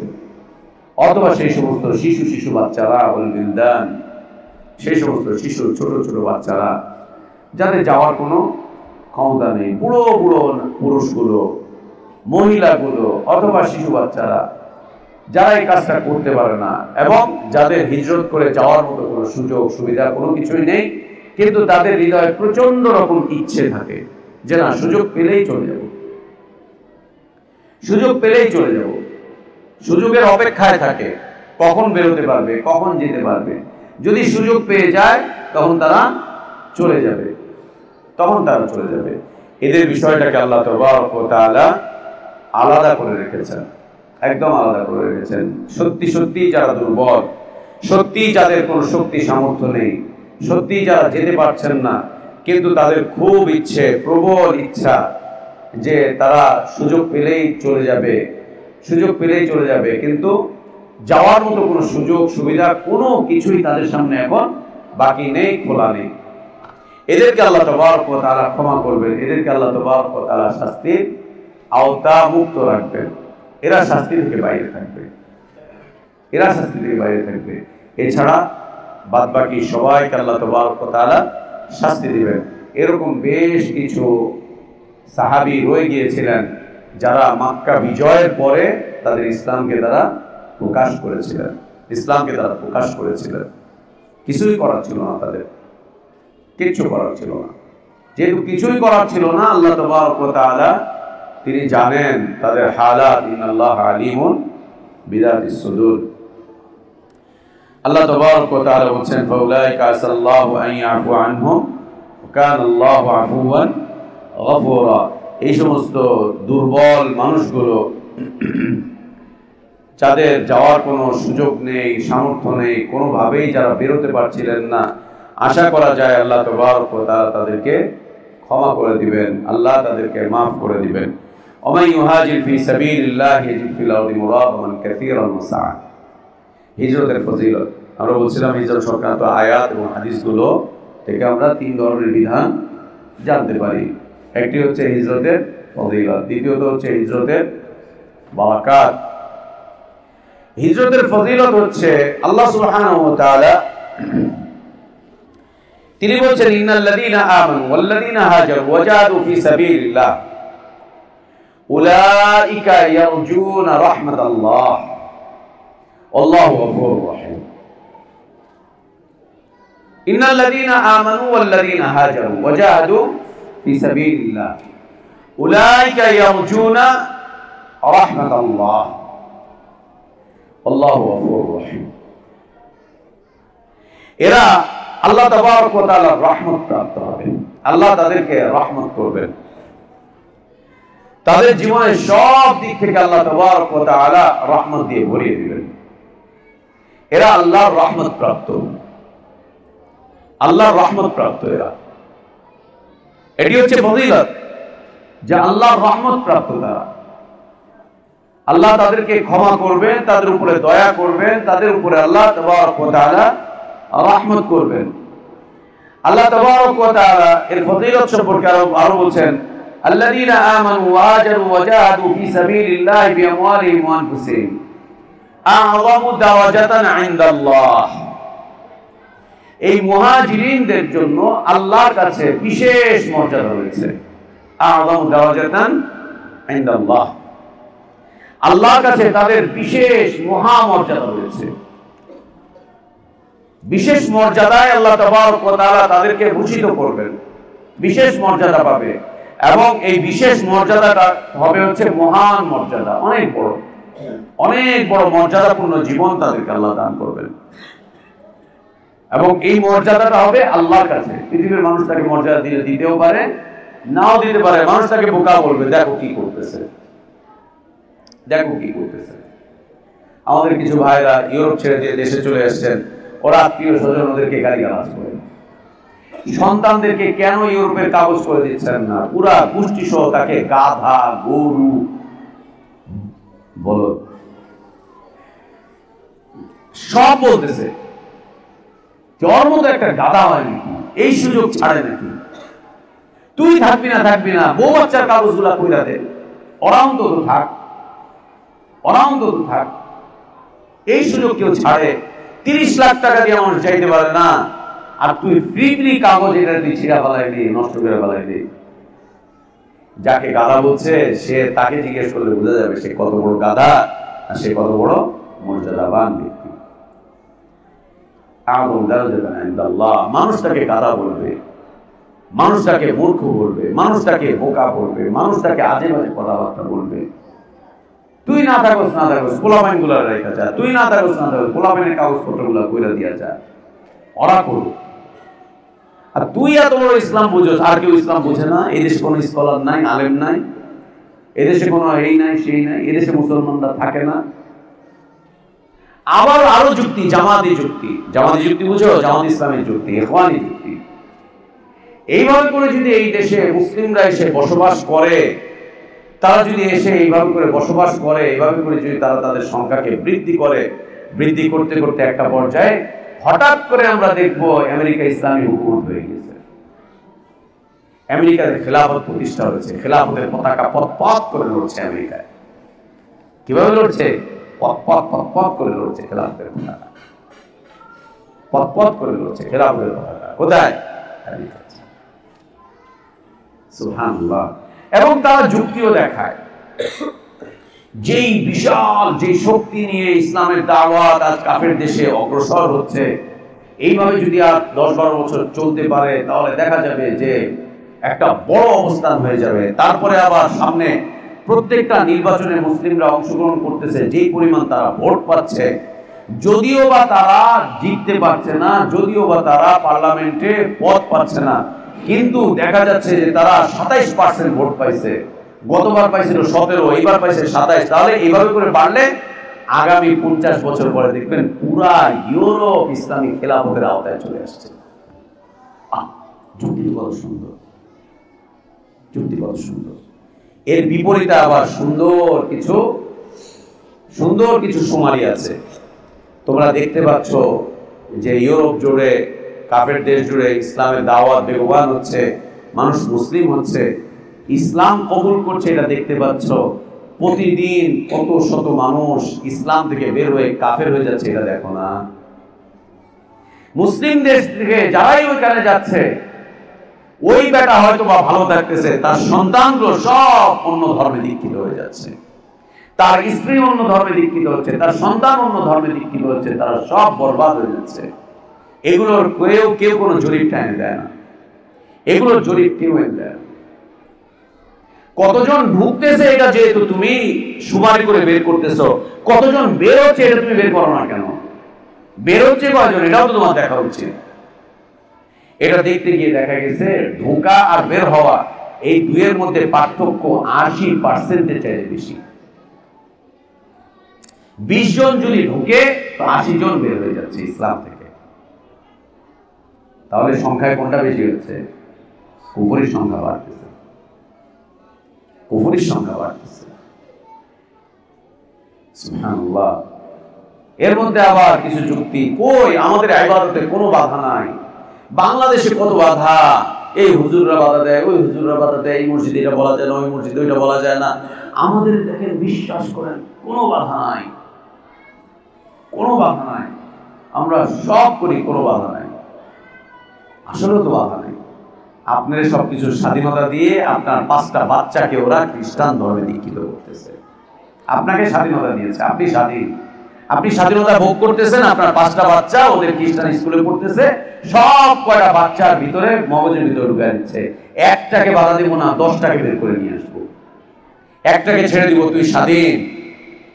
আর ওই স্বাধীন ব্যক্তি 10টা বাচ্চাকে, ওর পরিবারকে নিয়ে চলে আসবো। লাভ কোনটা, লস কোনটা? স্বাধীনতা দিয়ে ওদের লস হয়েছে? ওদের লস হয়নি, স্বাধীনতা দিয়ে ওদের লাভ হয়েছে। আর স্বাধীনতা পেয়ে আমাদের লস হয়েছে না ক্ষতি, লাভ হয়েছে? আমাদের লস হয়ে গেছে। আমি মনে করছি আমি মুক্ত স্বাধীন, কোনো সমস্যা নেই। সন্তানগুলো সমকামী, গে, সন্তানগুলো ট্রান্সজেন্ডার, সন্তানগুলো আদর্শহীন, সন্তানগুলো আল্লাহ নবী সাল্লাল্লাহু আলাইহি ওয়াসাল্লামের সিরাত জানে না, সন্তানগুলো ইসলামও জানে না, সন্তানগুলো ওরা বিভিন্ন দিবসে খ্রিস্টানদের সাথে, ওদের সাথে গিয়ে একসাথে চলাফেরা, ওটা সব কিছু করতেছে, সব কিছু করতেছে, কোনোভাবে বাধা দিয়ে রাখতে পারতেছে না। বুড়াটাকে স্বাধীনতা দিচ্ছে, আর জোয়ান যুবক সব কটাকে নিয়ে যে ওদের শক্তি সামর্থ্য বাড়াচ্ছে। বুড়া কদিন পরে এমনি মরে যাবে, সবাই জানে বুড়া বেটা মরে যাবে, ওরে কষ্ট দেওয়া লাভ নাই। যেগুলো থাকবে সেগুলোকে ধরো, সেগুলোকে ধরো। হু করে বের হয়ে চলে যাচ্ছে, বের হয়ে চলে যাচ্ছে। সুবহানাল্লাহ। এগুলো সব জামাতি থিওরি, জামাতি থিওরি, ইখওয়ানি থিওরি। পৃথিবীর যে সমস্ত দেশে ইখওয়ানিরা প্রবেশ করেছে, ওই সমস্ত দেশ থেকে নবীদের দাওয়াতকে দাফন করে দিয়েছে, নবীদের দাওয়াতকে জবাই করে ছেড়ে দিয়েছে, একদম ছেড়ে দিয়েছে। এই ইখওয়ানি চিন্তা নবীদের দাওয়াতের প্রধান শত্রু। ইখওয়ানি চিন্তা চেতনা নবীদের দাওয়াতের প্রধান শত্রু। এত বড় শত্রু অন্য কেউ না। নবীদের দাওয়াতের সর্বপ্রধান শত্রু হচ্ছে এই সমস্ত ইখওয়ানি চিন্তা চেতনা, জামাতি চিন্তা চেতনাগুলো। ওরা ওদের দাওয়াতকে বেগবান করবে, নবীদের দাওয়াতকে মাটির নিচে দাফন করে দিয়ে, তারপরে এটাকে দাফন করে দিবে, শেষ করে দিবে, বরবাদ করে দিবে। আল্লাহ তাবারক ওয়া তাআলা তিনি বলছেন, আযম দারাজাতান ইনদাল্লাহ, মুহাজিরিনদের মর্যাদা আল্লাহর কাছে, আযম দারাজাতান ইনদাল্লাহ, আউলাইকা হুমুল ফাইজুন, তারা ফাইজিনদের অন্তর্ভুক্ত, সফল মানুষদের অন্তর্ভুক্ত। জীবনের সব কিছুতে তারা সফলতা পেয়ে গিয়েছে, দুনিয়াতেও তারা সফল, আখিরাতেও তারা সফল, তারা ফাইজিনদের অন্তর্ভুক্ত। আউলাইকা হুমুল ফাইজুন। আর কি, ইউবাশশিরুহুম রাব্বুহুম বিরাহমাতিন মিনহু ওয়া রিদওয়ান ওয়া জান্নাতিন লাহুম ফিহা নাঈমুম মুকিম খালিদিনা ফিহা আবাদা ইন্নাল্লাহা ইনদাহু আজরুন আযীম। আল্লাহু আকবার। মুহাজির, মুহাজির, আল্লাহ কত বাশারাত দিয়েছেন তাদেরকে, কত সুসংবাদ দিয়েছেন। আল্লাহ সুবহানাহু ওয়া তাআলা বলেন, ওমান ইয়াখরুজ মিন বাইতিহি মুহাজিরান ইলাল্লাহ সুম্মা ইউদরিকুহুল মাউত ফাকাদ ওয়াকা আজরুহু আলাল্লাহ ওয়া কানা আল্লাহু গফুরার রহিমা। যে ব্যক্তি আল্লাহর দিকে হিজরতের জন্য বের হয়ে চলে যায়, অতঃপর সে পথিমধ্যে মৃত্যুবরণ করে, হিজরতের উদ্দেশ্যে বের হয়ে চলে এসেছে আর রাস্তায় এসে মৃত্যুবরণ করেছে, আল্লাহ তাবারক ওয়া তাআলা তাকে তার পুরস্কার দিয়ে তাকে দুনিয়াতে উঠিয়ে দিয়েছেন, পুরস্কার দিয়ে উঠিয়ে দিয়েছেন। কিছু সংখ্যক সাহাবী হিজরত করার উদ্দেশ্যে বাড়িঘর থেকে বের হয়ে আসলেন, মক্কা থেকে বের হয়ে আসলেন। বের হয়ে আসতে গিয়ে তখন তো আর ফ্লাইট ছিল না, আর তোমার রেলগাড়িও ছিল না, আর মক্কা থেকে মদিনায় আসার পথে তখন কোনো ধরনের ভালো কোনো সুযোগ সুবিধাও ছিল না, লম্বা সময় লেগে যেত, লম্বা সময়। অনেকে রাস্তা চিনত, অনেকে চিনত না, অসুস্থ ব্যক্তিরাও বেরো চলে এসেছিল। তো কিছু সাহাবী বের হয়ে চলে আসলেন মক্কা থেকে হিজরতের উদ্দেশ্যে, বাড়ি ছেড়ে বের হয়ে চলে আসলেন। রাস্তায় এসে তারা রোগে শোকে আক্রান্ত হয়ে পড়লেন, রোগে আক্রান্ত হয়ে পড়লেন। আমরা হাদিস পড়েছি না, সাহাবীরা হিজরত করে আসার পর মদিনায় এসে তারা অসুস্থ হয়ে পড়লেন। আবহাওয়া মিলতেছে না, আবহাওয়া না মেলার কারণে অনেক সমস্যা দেখা দেয়। বাংলাদেশ থেকে যখন মানুষরা হজ করতে যায় প্রতি বছর, শুধু আমাদের দেশ না, অন্য দেশ থেকেও যারা যায়, আমরা আমাদের দেশ থেকে যাই যেহেতু বুঝি, হজ করতে যায়, আজ যাওয়ার পরে 2-3 দিন সুস্থ থাকে, প্রথমে 2-3 দিন, এরপরে যে অসুস্থ হইল, কাশি, ঠান্ডা, বুকে কফ জমে গেছে, হাসপাতালে গেছে, ডাক্তার ওষুধ দিচ্ছে, ওষুধেও কাজ করে না, অ্যান্টিবায়োটিক দিচ্ছে, এই করছে সেই করছে, কাজই করে না, খুব অসুস্থ থাকতে থাকতে ঠিক দেখা যায় হজের 3-4 দিন আগে আল্লাহ সুবহানাহু ওয়া তাআলা দয়া করে সুস্থ করে দেন। যারা আগে আগে যায় 2-3 দিন যাওয়ার পরেই একদম অসুস্থ, গাদা গাদা ওষুধ খাচ্ছে, এই খাচ্ছে সেই খাচ্ছে, কোনো কাজ করে না। 20 দিন 22 দিন যায়, তারপর আস্তে আস্তে সুস্থ হয়। ঠিক হজের পূর্ব মুহূর্তে আল্লাহ সুবহানাহু ওয়া তাআলা সুস্থ করে তাদের হজ করান। আর যারা একদম শেষের দিকে যায়, গিয়ে টপ করে হজের আমলের মধ্যে ঢুকে যায়, যে হজটা শেষ হয়ে যায় এরপরে শুরু হয় অসুস্থতা, কোক্কর করে কাশি, এই সেই, এই অসুস্থ অবস্থায় অসুস্থ থাকতে থাকতে একটা পর্যায়ে দেশে চলে আসে। দেশে আসার পরেও বেশ কিছুদিন অসুস্থ থাকে, আবহাওয়া মিলে না, এইখানকার আবহাওয়া ওইখানকার আবহাওয়া, আলো বাতাস এই সেই সব কিছু মিলে না। হ্যাঁ, মিলে না তো। বাংলাদেশে বাতাস কত সুন্দর, গাঁজার গন্ধ পাওয়া যায়, বিড়ির গন্ধ পাওয়া যায়। হ্যাঁ, বিড়ির নাম আবার নেওয়া যাবে না, কেমন নাম দিলে ঝামেলা আছে, ভাইরা মনে কষ্ট পায় বিড়ির নাম দিলে, নাম ছাড়া বলো বিড়ি। বিড়ির গন্ধ, গাঁজার গন্ধ, এটার গন্ধ সেটার গন্ধ, ভিতরটা হচ্ছে বিভিন্ন গন্ধ প্রুফ হয়ে গেছে। সৌদি আরবে গিয়ে যখন এগুলোর গন্ধ পায় না তখন বেচারা অসুস্থ হয়ে যায়। এই কি কোনো গন্ধ পাইতেছি না কেন, গন্ধ পাইতেছি না কেন, খুব অবস্থা খারাপ হয়ে যায়। সাহাবীরা যখন মক্কা থেকে মদিনায় যারা হিজরত করে চলেই আসলেন, একবারে আসার কিছুদিন পরে তারা অনেকেই অসুস্থ হয়ে পড়লেন, অনেকেই অসুস্থ হয়ে গেলেন আবহাওয়ার কারণে। নবী সাল্লাল্লাহু আলাইহি ওয়াসাল্লাম তখন তাদেরকে মদিনার বাইরে একটা জায়গায় গিয়ে থাকতে বললেন। তার মানে আবহাওয়াগত কারণে কেউ যদি অসুস্থ হয় তাহলে তাকে লোকালয়ের বাইরে পাঠিয়ে দাও। কাদের সাথে রাখবা? গরুর সাথে, উটের সাথে। আমাদের দেশে উট নাই, উট গরু ভেড়া দুম্বার সাথে রাখবা। ওটা দুধ টুধ খাবে, কিছুদিন ওখানে থাকবে, বালু মরুতে থাকবে, এই সেই থাকবে, তারপরে ফেরত চলে আসবে, দেখবা সুস্থ হয়ে গেছে। তো নবী সাল্লাল্লাহু আলাইহি ওয়াসাল্লাম পাঠিয়ে দিলেন, এভাবে চলে গেলেন, অসুস্থ হয়ে গেলেন, আবহাওয়া মিলতেছিল না। এটা স্বাভাবিক একটা গতি। তো কিছু সাহাবী যারা মক্কা থেকে বের হয়ে আসলেন, আসার পথে তারা অসুস্থ হয়ে পড়লেন, অসুস্থ হয়ে পড়ে পথিমধ্যে তারা বিভিন্ন কারণে মৃত্যুবরণ করলেন, মারা গেলেন। যেই মারা গেলেন মক্কাতে ঘটনা ঘটে গেল, দেখছো আল্লাহ অসন্তুষ্ট হয়েছে ওর উপরে। আল্লাহ নারাজ হয়ে গেছে। মনে তো করছিল অনেক সওয়াব হবে, এই হবে সেই হবে, বাইরেছে না, দেখো আল্লাহর আযাবে পড়ে মারা গেছে, আল্লাহর আযাবে পড়ে মারা গেছে। এরকম নানান মন্তব্য তারা করে ফেলল, নানান মন্তব্য করে ফেলল। আল্লাহ তাবারক ওয়া তাআলা তাদের এই মন্তব্যের জবাবে বলছেন, আমাই ইউহাজির ফি সাবিলিল্লাহ ইয়াজিদ ফিল আরদি মুরাগামান কাসীরান ওয়া মান ইয়াখরুজ মিন বাইতিহি মুহাজিরান ইলাল্লাহ ওয়া রাসূলিহি সুম্মা ইউদরিকুল মাউত। আল্লাহ এবং তার রাসূলের উদ্দেশ্যে হিজরতের জন্য বের হয়ে চলে এসেছে, অতঃপর সে মৃত্যুবরণ করেছে, মৃত্যু তার কাছে চলে এসেছে, সে মৃত্যুবরণ করেছে। এই লোকটা আল্লাহর পুরস্কারের মধ্যেই তার মৃত্যু হয়েছে, আল্লাহ তাকে পুরস্কারে ভূষিত করেছেন, আল্লাহ তাকে এই দিবেন। আরেকটি বর্ণনায় পাওয়া যায় যে একজন সাহাবী তিনি বের হয়ে চলে আসলেন, আসার পরে রাস্তার মধ্যে তাকে সাপ দংশন করে, সাপে কেটে ফেলে, সাপে কাটার পরে সে মৃত্যুবরণ করে। ব্যাস এটাকেও চালিয়ে দেওয়া হলো, আল্লাহর আযাবে পড়ে মারা গেছে, আল্লাহর গজবে পড়ে মারা গেছে। এই সমস্ত কথাবার্তা বলে মানুষকে নেক আমল থেকে বিরত রাখার চেষ্টা করা হয়, বিরত রাখার চেষ্টা করা হয়। তো আল্লাহ তাবারক ওয়া তাআলা মুহাজিরিনদের এই ফজিলতগুলোকে নির্ধারণ করে দিয়েছেন। এই ফজিলত থেকে তাদেরকে কেউ বঞ্চিত করতে পারবে না, এই মর্যাদা থেকে তাদেরকে কেউ বঞ্চিত করতে পারবে না। তৃতীয়ত হচ্ছে আল্লাহ সুবহানাহু ওয়া তাআলা হিজরতের বারাকাত নির্ধারণ করে রেখেছেন। হিজরত মানুষ কখন করে, মুসলিমরা হিজরত কখন করে?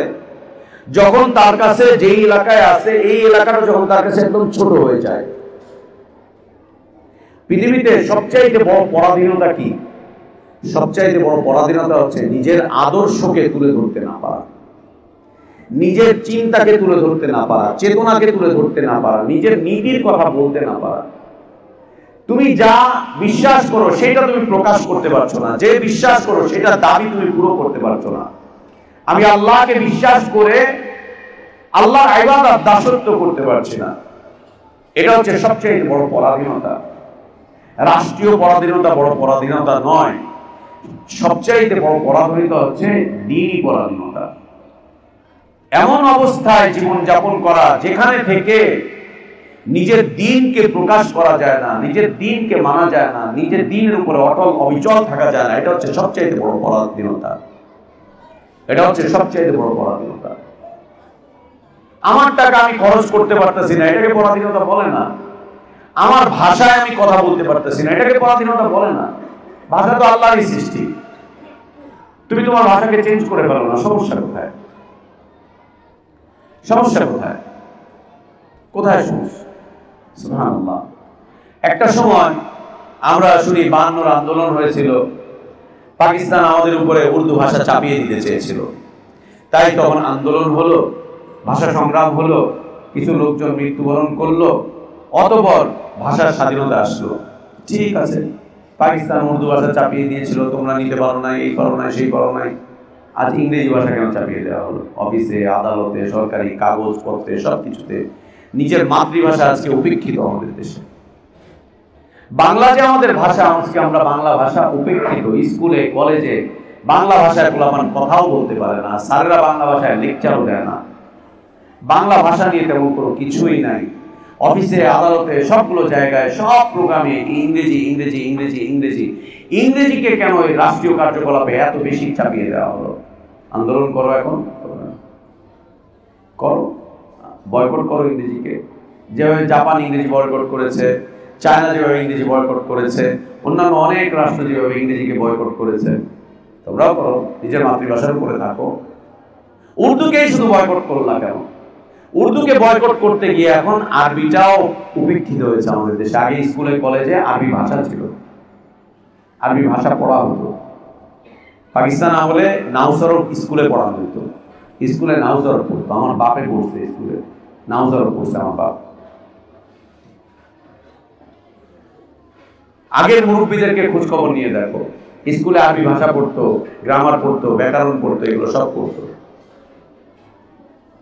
উর্দু খেদাও খেদাও খেদালা, আরবিও কেন খেদালা? আরবি খেদাও খেদাও খেদালা, ইসলাম দিন ইসলামটাকে কেন স্কুল থেকে কলেজ থেকে খেদায় দিলা? সবই তো খেদায় দিচ্ছ। খেদায় দিয়ে তোমরা কি নিয়ে এসছো? কি নিয়ে এসছো? একে পরাধীনতা বলে না। পরাধীনতা হচ্ছে দ্বীনি পরাধীনতা, যেখানে তুমি আল্লাহর ইবাদত করতে পারছো না, আল্লাহর দাসত্ব করতে পারছো না, আল্লাহর আনুগত্য করতে পারছো না, আল্লাহর দাসত্বকে তুমি প্রকাশ করতে পারছো না। আল্লাহর দাসত্বকে প্রকাশ করতে গেলে তোমার উপরে জুলম, অন্যায়, অত্যাচারের বিশাল বিশাল পাহাড় তোমার উপরে চাপিয়ে দেওয়া হচ্ছে, আল্লাহর দাসত্বের ক্ষেত্রে, আনুগত্যের ক্ষেত্রে, ইবাদতের ক্ষেত্রে। এটা হচ্ছে প্রকৃত পরাধীনতা। এই পরাধীনতা আজকে মুসলিম দেশগুলোতেই মুসলিমরা এই পরাধীনতা ভোগ করছে। এই পরাধীনতা আমরা এখন পারিবারিকভাবে পাচ্ছি। পরিবারের বাপ ছেলেকে পরাধীন করে রেখেছে, ভাই ভাইকে পরাধীন করে রেখেছে, দ্বীনের ক্ষেত্রে, বিশুদ্ধ দ্বীনের ক্ষেত্রে, ইসলামের ক্ষেত্রে পরাধীন করে রেখেছে। নামদারি মুসলিম সমাজ বিশুদ্ধ দ্বীনকে পরাধীন করে রেখেছে, একদম পরাধীন করে রেখেছে। যদি প্রয়োজন হয় হিজরত করার, এই অবস্থাতে হিজরত করতে হবে। যে এলাকায় গিয়ে, দেশের ভিতরে হিজরত করো, এক বিভাগ থেকে আরেক বিভাগে হিজরত করো, যেখানে গিয়ে তুমি আল্লাহর ইবাদত করতে পারবে, আল্লাহর দাসত্ব করতে পারবে, আনুগত্য করতে পারবে খুব চমৎকার ভাবে, সুন্দর ভাবে, সেখানে তুমি হিজরত করো। হিজরত করে মানুষ যখন পরাধীন হয়ে যায় তখন হিজরত করে। হিজরত যখন করে তখনকার অবস্থা থাকে চতুর্দিক থেকে তাকে একদম আবদ্ধ করে ফেলা হয়েছে, তার চিন্তাকে আটকে ফেলা হয়েছে, তার চেতনাকে আটকে ফেলা হয়েছে, তার নীতিকে আটকে ফেলা হয়েছে, তার আদর্শকে আটকে ফেলা হয়েছে, তার ঈমানকে আটকে ফেলা হয়েছে, তার দাওয়াতকে আটকে ফেলা হয়েছে। এই আটকাতে গিয়ে তাকে ঘরে, বাইরে, রাস্তায়, ঘাটে, অলিতে গলিতে সবগুলো জায়গায় তাকে নির্যাতন করা হচ্ছে, নিগৃহীত করা হচ্ছে। তখন জীবনটা হয়ে যায় একদম সংকুচিত, একদম ছোট্ট এলাকার মধ্যে চলে আসে। এই অবস্থায় সে খুব কষ্ট পায়। এই অবস্থাতে যখন সে হিজরত, এই অবস্থায় যদি সে হিজরত করে বের হয়ে যায়, আল্লাহ তাবারক ওয়া তাআলা তার জন্য জমিনটাকে খুলে দেন, তার জন্য জমিনটাকে খুলে দেন। দেখো, মক্কাতে থাকা অবস্থায় নবী সাল্লাল্লাহু আলাইহি ওয়াসাল্লাম এবং সাহাবায়ে ইকরাম রাদিয়াল্লাহু আনহুম আজমাইন ছোট্ট একটা এলাকার ভিতরে আবদ্ধ ছিলেন, ছোট্ট একটা এলাকার ভিতরে আবদ্ধ ছিলেন। প্রকাশ্যে আল্লাহর ইবাদত করতে পারছেন না, প্রকাশ্যে দাওয়াতি কাজ করতে পারছেন না, প্রকাশ্যে তালিম তারবিয়ত দিতে পারছেন না। অতঃপর আল্লাহ যখন তাদেরকে হিজরতের অনুমতি দিলেন, হিজরত করে চলে আসলেন, মদিনা পুরোটা তাদের মধ্যে চলে আসলো, পুরো মদিনা। এরপরে একটা পর্যায়ে, মদিনাতে থাকতে থাকতে একটা পর্যায়ে মদিনার এই জমিন আরো বিস্তৃত হতে শুরু করলো। মদিনা থেকে ইয়ামান, মদিনা থেকে অন্যান্য এলাকা, বাহরাইন, মদিনা থেকে অন্যান্য বিশাল বিশাল এলাকা, পুরোটা মুসলিমদের জন্য আল্লাহ তাবারক ওয়া তাআলা প্রশস্ত করে দিলেন, আল্লাহ প্রশস্ত করে দিলেন। যারা মনে করে যে না, বাড়ি ঘর, ভিটি বাস্তু ভিটা এগুলো সব ছেড়ে দিলে পরে কি হবে, কি পাবো, কোথায় কি অবস্থা, কোথায় থাকবো, কোথায় কি করব না করব, আল্লাহ তাবারক ওয়া তাআলা তাদেরকে সম্পদ দিয়েও তাদেরকে বারাকাত দিয়ে দেন। যেমন মদিনাতে চলে আসার পরে আল্লাহ সুবহানাহু ওয়া তাআলা বদর যুদ্ধ হলো, প্রচুর পরিমাণে গনিমত দিলেন। এরপরে তাবুক হলো, খায়বার হলো, খন্দক হলো, ইয়ারমুক হলো, কত কিছু। যত দিন যাচ্ছে তত সম্পদ বাড়তেছে তাদের, যত দিন যাচ্ছে ইসলামী মামলাকা, ইসলামী খেলাফত তত বেশি প্রশস্ত হচ্ছে। মুরাগামান কাসীরান ওয়া সাআ। আল্লাহ তাবারক ওয়া তাআলা সম্পদ বৃদ্ধি করেন হিজরতের মাধ্যম দিয়ে। হিজরত করলে পরে আল্লাহ সম্পদ বাড়িয়ে দেন। হিজরত করলে পরে আল্লাহ সুবহানাহু ওয়া তাআলা থাকার জায়গাকে আরো প্রশস্ত করেন, রিজকে প্রবৃদ্ধি দান করেন, সব কিছুতে আল্লাহ তাবারক ওয়া তাআলা বারাকাত দিয়ে ভরিয়ে দেন হিজরত করার কারণে। আর কোনো ব্যক্তি যদি হিজরতের উদ্দেশ্যে বাড়ি থেকে বের হয়ে যাওয়ার পরে সে যদি রাতপথের মধ্যে মৃত্যুবরণ করে, তার মৃত্যুটা হচ্ছে আল্লাহর কাছে খুব মর্যাদাপূর্ণ মৃত্যু। সে মর্যাদার সাথে দুনিয়া থেকে বিদায় নিচ্ছে। আল্লাহ তাবারক ওয়া তাআলার কাছে তার সম্পূর্ণ পুরস্কারটুকু জমা থাকবে, পরিপূর্ণভাবে সে পুরস্কারে ভূষিত হবে। আল্লাহ তাবারক ওয়া তাআলা হিজরতের এই যে বিধান দিয়েছেন, আহলে ইলমগণ সুন্দর করে ব্যাখ্যা দিয়েছেন যে হিজরত করবে হচ্ছে কুফর থেকে, শিরক থেকে, নাস্তিকতা থেকে ইসলামের দিকে। অমুসলিমরাও হিজরত করবে। সেটা কোত্থেকে? যারা অমুসলিম তারা কুফর থেকে, শিরকের থেকে, নাস্তিকতা থেকে তারা ইসলামের দিকে হিজরত করবে, ইসলামের দিকে ফিরে আসবে, তারা ইসলামের দিকে ফিরে আসবে। দ্বিতীয়ত হচ্ছে পাপিষ্ঠ ব্যক্তিরা, গুনাহগার ব্যক্তিরা, আল্লাহর অবাধ্যতায়, আল্লাহর মাসিয়াতের মধ্যে যারা জড়িত আছে মুসলিম, তারা গুনাহ থেকে সওয়াবের দিকে হিজরত করবে। শয়তানের রাস্তাকে ছেড়ে দিয়ে তারা আল্লাহর রাস্তার দিকে হিজরত করবে। গুনাহের রাস্তাকে ছেড়ে দিয়ে, পাপের রাস্তাকে ছেড়ে দিয়ে তারা আল্লাহর দাসত্বের রাস্তার দিকে হিজরত করবে, আল্লাহর আনুগত্যের রাস্তার দিকে হিজরত করবে। তৃতীয়ত হচ্ছে নতুন ইসলাম কবুলকারী ব্যক্তি ইসলাম মানার জন্য, দ্বীন মানার জন্য সে যে পরিবেশ পরিস্থিতির মধ্যে আছে, এই পরিবেশ পরিস্থিতি যদি তার অনুকূলে না থাকে, দ্বীনের অনুকূলে যদি না থাকে, তাহলে সে সেই প্রতিকূল পরিবেশ পরিস্থিতি থেকে অনুকূল পরিবেশ পরিস্থিতিকে চলে আসবে। আসার উদ্দেশ্য থাকবে স্বাধীনভাবে আল্লাহর ইবাদত করতে পারা, স্বাধীনভাবে আল্লাহর দাসত্ব করতে পারা, স্বাধীনভাবে আল্লাহর আনুগত্য করতে পারা। اللهم اصلح لنا ديننا الذي هو عصمة أمرنا وأصلح لنا دنيانا التي فيها معاشنا وأصلح لنا آخرة التي إليها معادنا واجعل الحياة زيادة لنا في كل خير والموت راحة لنا من كل شر اللهم قسم لنا من خشيتك ما تحول به بيننا وبين معاصيك ومن طاعتك ما تبلغنا به جنتك ومن اليقين ما تهون به علينا مصائب الدنيا متعنا اللهم بأسماعنا وأبصارنا وقواتنا أبدا ما بقيتنا واجعله الوارث منا واجعل ثأرنا على من ظلمنا وانصرنا على من عادانا اللهم لا تجعل مصيبتنا في ديننا اللهم لا تجعل مصيبتنا في ديننا اللهم لا تجعل مصيبتنا في ديننا ولا تجعل الدنيا أكبر همنا